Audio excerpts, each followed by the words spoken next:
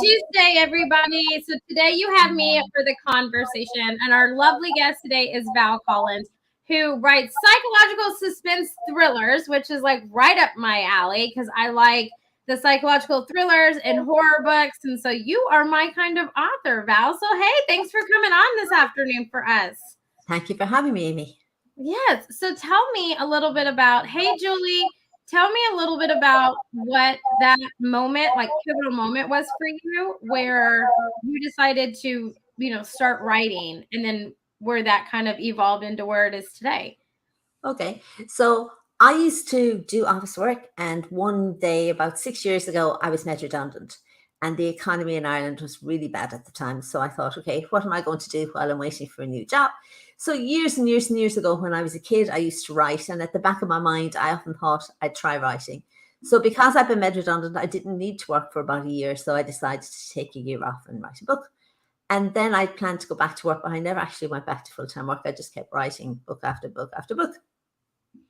See, I love that. So where did the idea come from for your latest book, Where Loyalties Lie? Where, like, was it just something you observed and you're like, hey, this would make a great book, and then here's the storyline? Or did you have a dream about it? I've heard so many interesting stories, so I would love to hear where that inspiration came for you.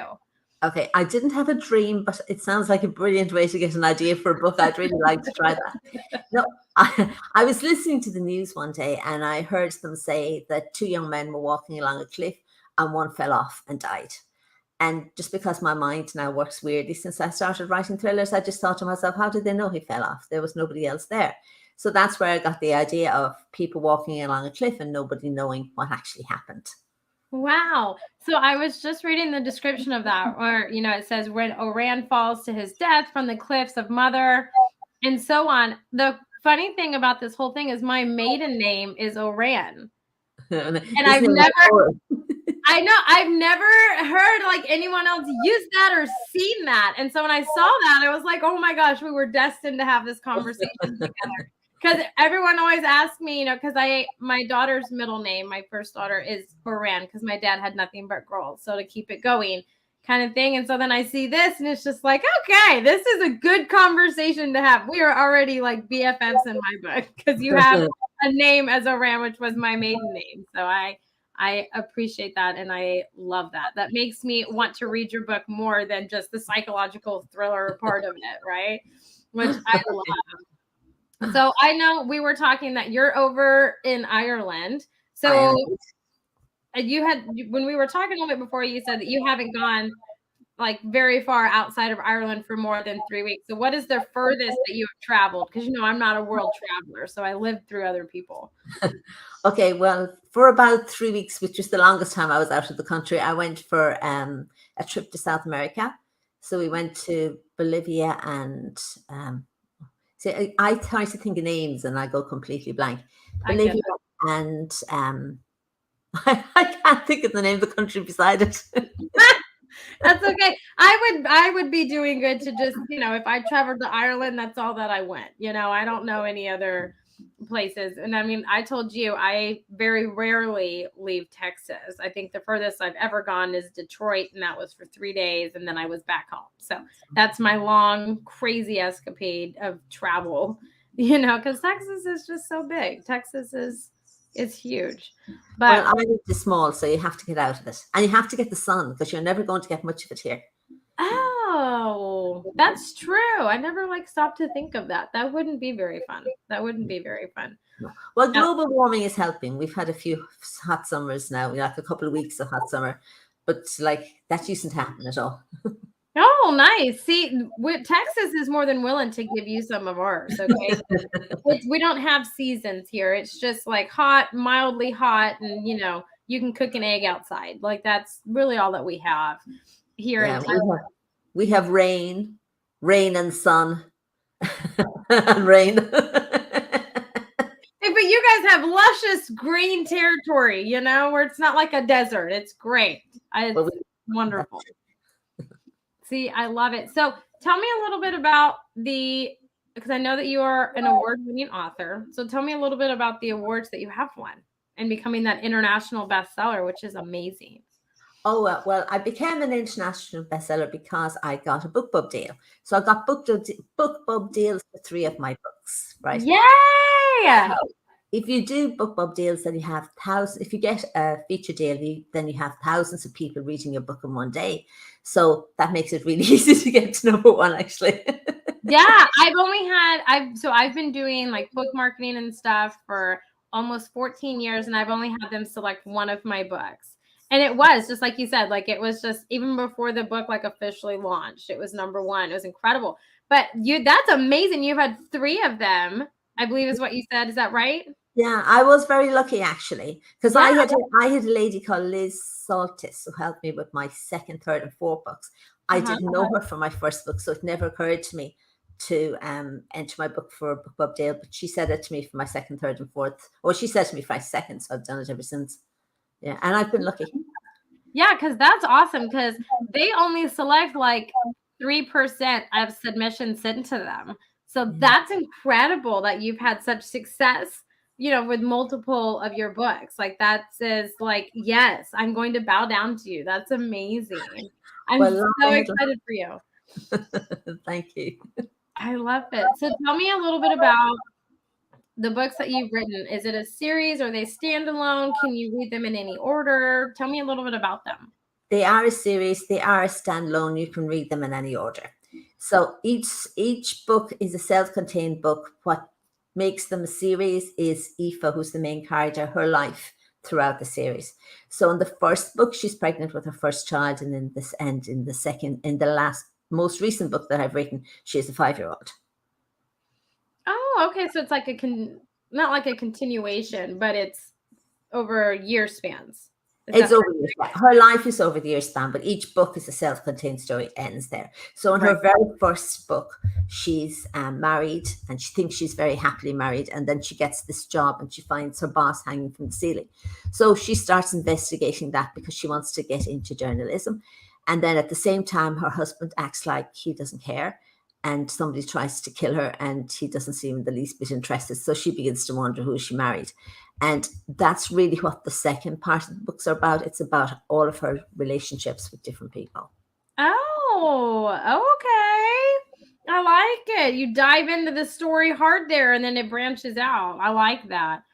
So what was the idea? Like when you started writing, was it always going to be like a series, but you could read them like you were No, saying, or was it just evolved? You just kept writing. Is that what it and was? no, it had never even occurred to me that it would be serious. I was reading through the first book just before it went off to be printed. And I just came across a line where it mentioned that Aoife's father-in-law had disappeared 15 years earlier. And I thought, wouldn't that make an interesting second book? So I had to go back and give her a surname because I'd written the whole book without giving her a surname. So I had to go back and give her a surname then so that I could write more books about her. Oh, nice. See, isn't that crazy? You go and you're doing your revision, you think your book's done, you're going to send it, and then you're like, oh, well, this would be great. So let's fix all this so we can do this. I hear that with so many authors that, they're in the midst of revisions and then something happens, an idea or whatever, and then they have to change it or something, So what was your publishing journey like? That's always different, right? With each book, each however, if you self-published, traditionally published, however, it's always different, right? Peaks and valleys. So what was your publishing journey like for your books? Well, when I started off my first book, sure, nobody knew it existed. I did a book tour, like an online book tour for the first one, where I had about 6 or 7 people did reviews for it, and that was great. But after that, it was practically forgotten. My publishing journey was going nowhere until I started getting BookBub deals. Right. And they really helped with it. So now, before my newest book comes out, I try to do a BookBub deal or a cheap deal for the book before it. So that kind of helps a little bit. Nice. I love it. So are you self-published or do you have a publisher? Yeah, I am. Self-published? Mm-hmm. Oh, see, okay. You're my kind of people. I work with indie or small press authors. Those are my people. And I have like mad love for indie self-published small press authors. Like I have a deep appreciation for you guys because I know like the time, the commitment, the money, all of that's involved, right? And taking on those responsibilities for your book yourself. And so it's Special type of madness. Yes. Yes. Exactly. So how many more books do you think you're gonna produce in this series? Are you gonna venture out and expand and have books of different series, or are you gonna stick to this one series? Well, book 5 is due out in March. Okay. So that's in this series. And after that, I don't know what I'm going to do. Usually an idea comes to me around the time I'm finishing off a book.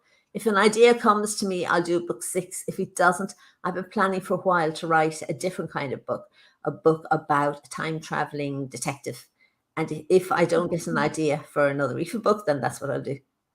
Nice. I like it. I like it. You have a backup plan in case you don't get an inspiration. You have a backup plan. And see, I love that because I'm a firm believer in those, right?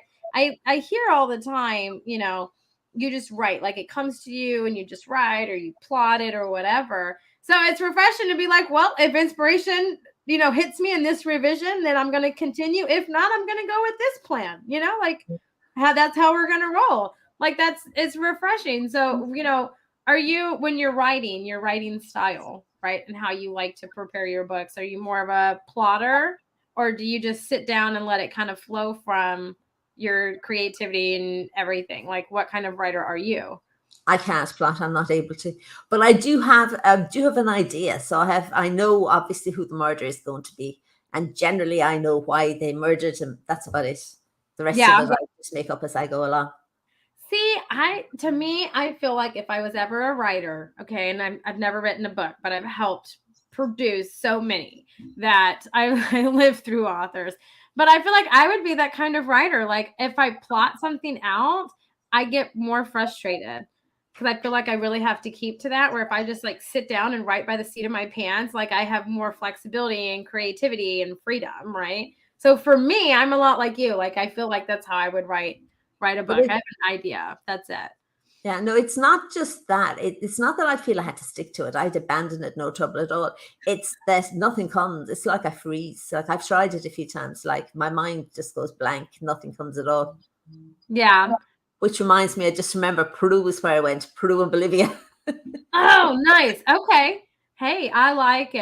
I haven't, my brother-in-law's been there. I haven't been there yet, but I like it. I like those kind of stories and the fact that it, still came to you. Because if it was me, Val, I would still be stuck thinking about it and it would bother me all day thinking about what the name of it is. I mean, it's one of those things for sure. But, we kind of dived in a little bit about, what that moment, what all was going on and you decided to sit down and write. So what is the time span that it takes you to complete writing your book? Not revisions or edits, because those are separate, right? But how long does it take you to sit down and write and complete a book?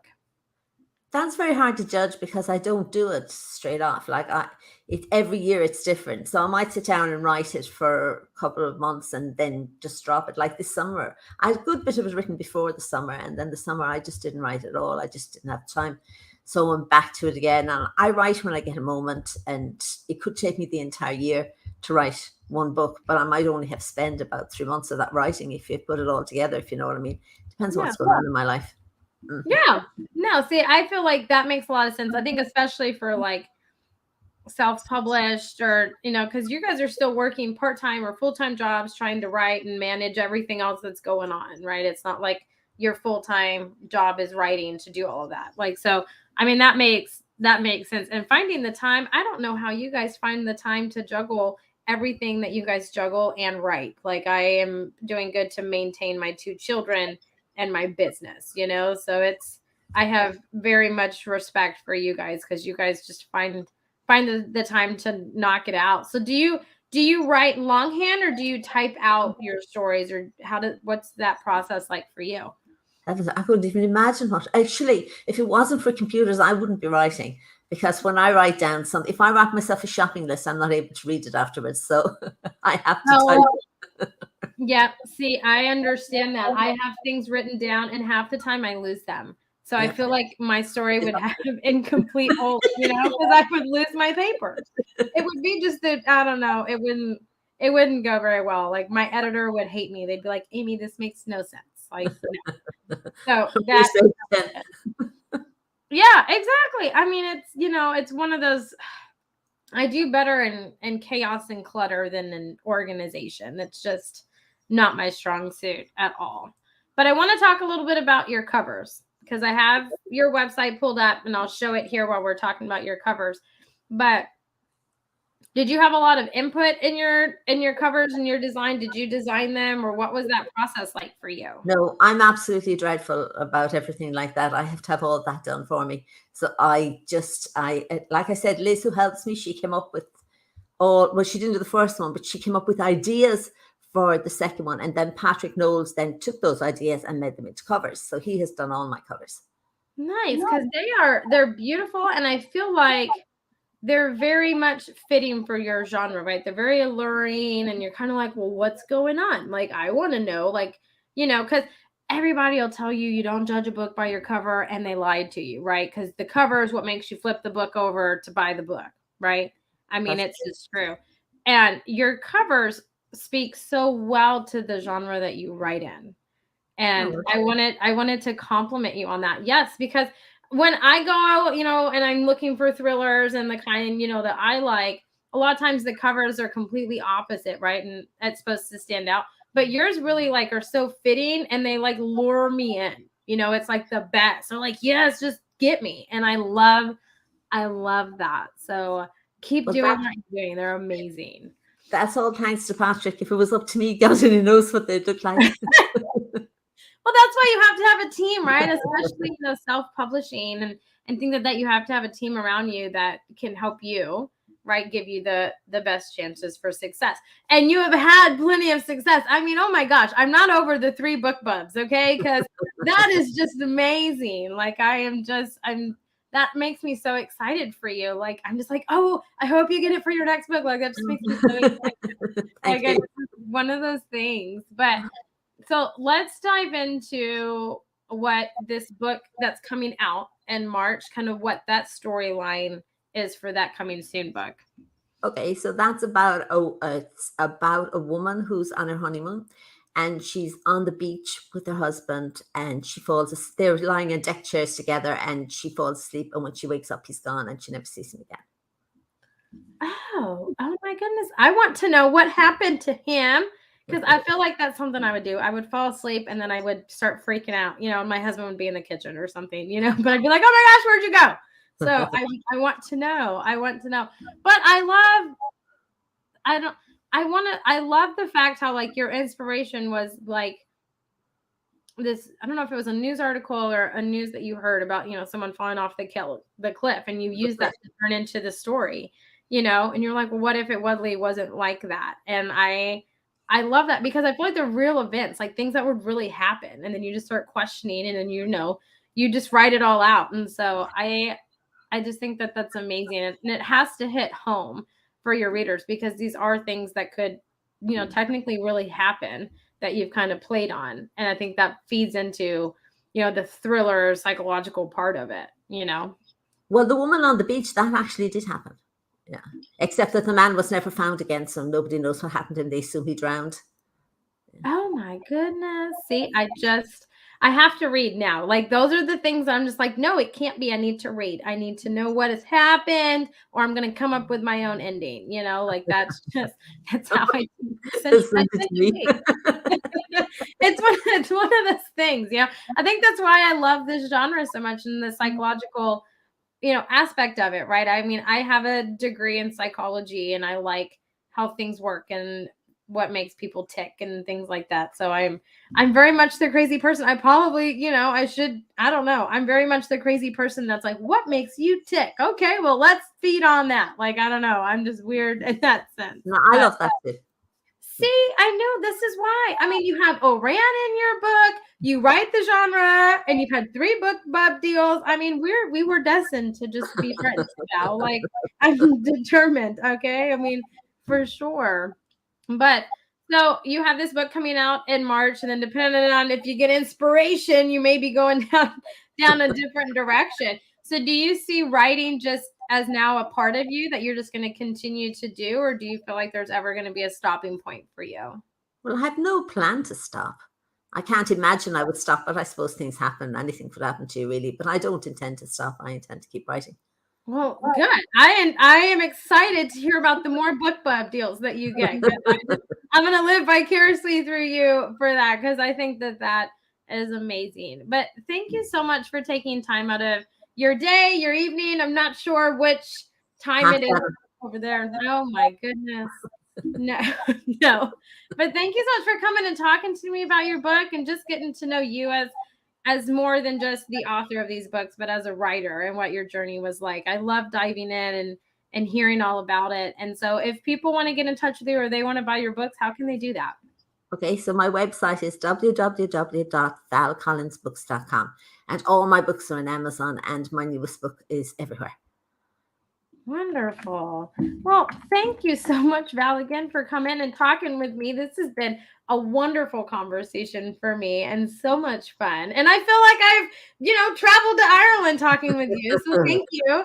Thank you so much for that. But I hope everybody listening that you guys have a good rest of your day and a good evening. Greg will be with you guys tomorrow, and I'll catch you guys on Thursday. Bye, everybody.